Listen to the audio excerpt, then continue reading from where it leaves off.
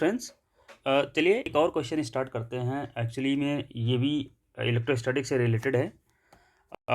काफ़ी interesting question है। इसमें आप को मिलेगा फोर्स बैलेंस करने को मिलेगा, ठीक है। एंड सर्टेन मैथमेटिक्स का भी छोटा सा पार्ट है इसमें, ठीक है। वो सारी चीज़ें अप्लीकेबल होंगी। एंड सर्कुलर मोशन का भी एक कॉन्सेप्ट है, ठीक है। तो चलिए स्टार्ट करते हैं। क्वेश्चन इस तरीके से है, a particle of mass m, ठीक है। A particle of mass m, suppose करो ये सॉरी ये, ठीक है। And carrying charge minus Q, इसका मास m है एंड चार्ज माइनस क्यू है, ठीक है।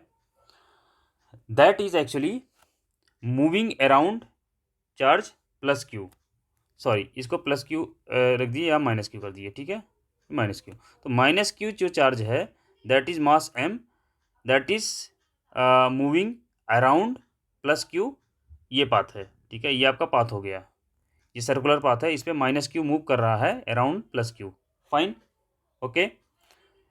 दोनों का मास m मान लीजिए, ठीक है, कोई इशू नहीं है।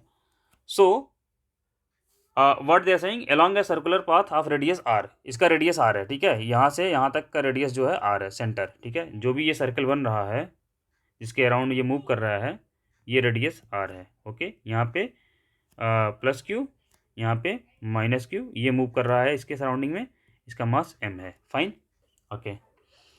ये करेंगे prove that the period of revolution of charge minus Q, ये जो चार्ज है माइनस क्यू, ये जो मूव कर रहा है इसमें, इसका पीरियड ऑफ रिवोल्यूशन, ठीक है, about plus Q, about plus Q, इसके अराउंड जो सर्कुलर मोशन मूव कर रहा है, इसका period of revolution will be T equal to 16 pi cube epsilon nought M R cube upon Q1 Q2 under root, okay.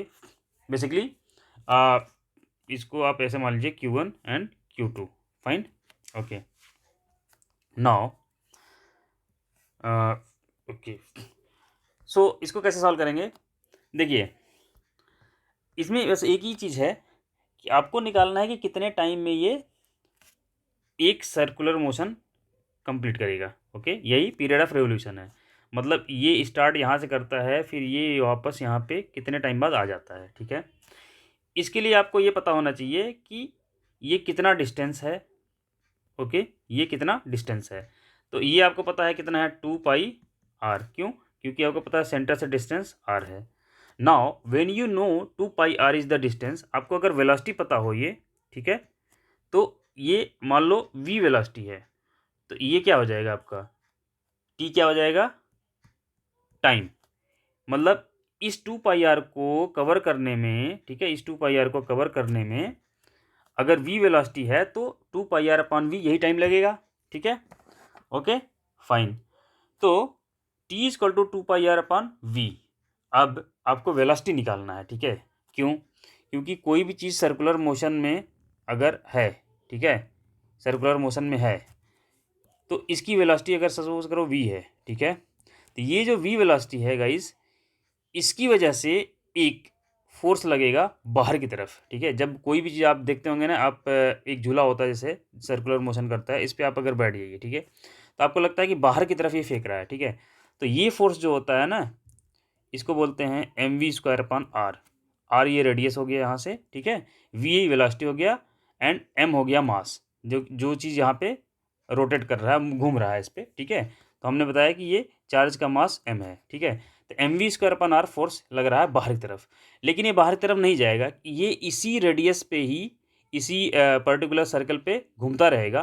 क्यों घूमता रहेगा, क्योंकि इसको अंदर की तरफ एक फोर्स लग रहा है ना, क्योंकि आपने अभी देखा यहाँ पे चार्ज प्लस क्यू है, यहाँ पे माइनस क्यू, ठीक है। तो ये -Q1 और ये Q2 समझ लो प्लस क्यू, ठीक है। ये अंदर की तरफ एक फोर्स लगे, इलेक्ट्रोस्टैटिक फोर्स, तो इसको फोर्स बैलेंस करिए, सिंपल सा फोर्स बैलेंस करिए।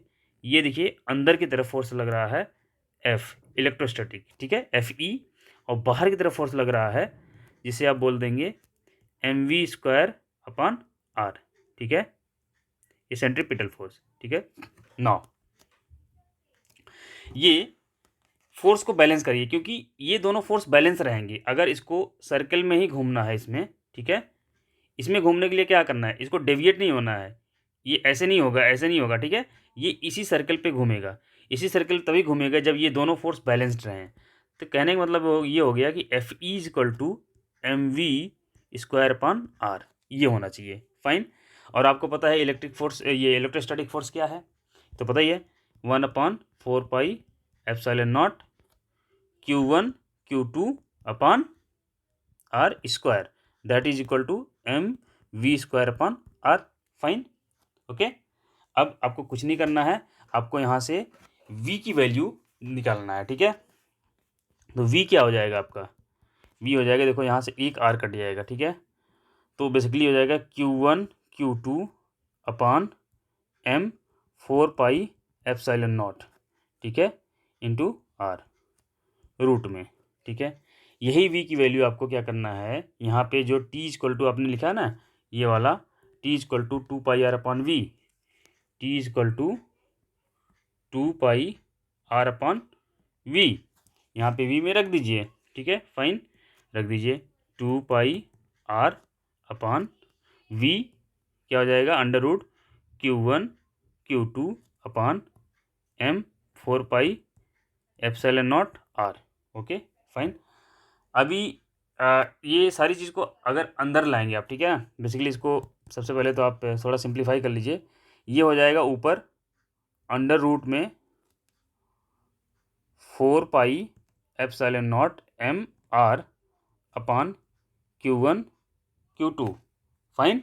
और ये बाहर 2 pi r। Okay, 2 pi r को अंदर लेके जाइए तो क्या हो जाएगा, 4 pi epsilon naught m r upon Q1 Q2 into 2 pi r को अगर अंदर ले जाएंगे तो 4 pi square r square. Fine, ऐसे हो जाएगा, और ये सारा कुछ अंडर रूट के अंदर आ जाएगा। अभी आप इसको सिंप्लीफाई कर लीजिए, तो आपका t जो आ जाएगा that is equal to under root 4 × 4 16 pi into pi square pi cube. Fine, epsilon naught m r square into r cube upon Q1 Q2। ठीक है, सिंपल सा, यही हमें प्रूव करना था। ओके, जो टाइम पीरियड होगा this will be this. Okay, तो हो गया, फाइन। ओके, तो चलिए, आई थिंक ये अच्छा क्वेश्चन था, इंटरेस्टिंग था। ओके, हम फिर मिलेंगे किसी नए प्रॉब्लम्स के साथ। ठीक है, इसी से रिलेटेड या किसी और चैप्टर से। तब तक के लिए bye bye. Okay, thank you.